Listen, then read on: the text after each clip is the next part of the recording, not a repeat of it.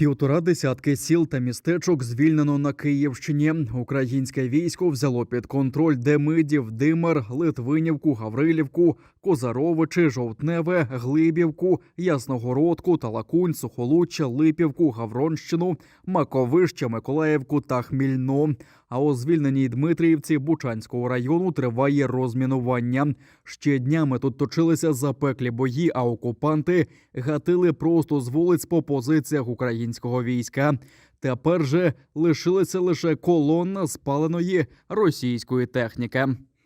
Здесь порядка больше 15 единиц техники подбито, и они понесли серьезные потери. Как видите, тела их до сих пор некоторые здесь.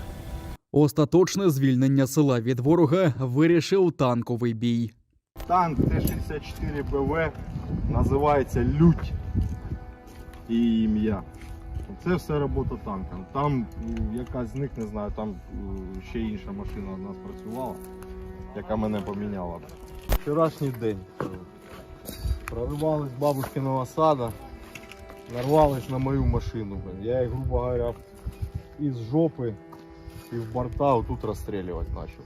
Там, де далі моя друга машина мого взводу, там я їх розібрав.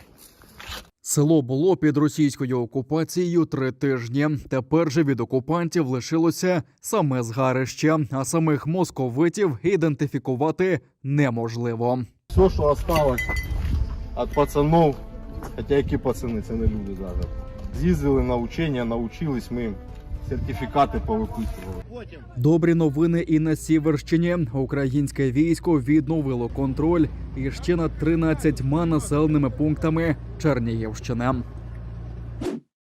І ще 11 населених пунктів Херсонщини звільнено від рашистів. Українські військові визволили Нововоронцовку, Малу Шестерню, Новогригорівку, Тополине, Князівку, Краснівку, Свободне, Кам'янку, Пригір'я, Кочубеївку та Орлове.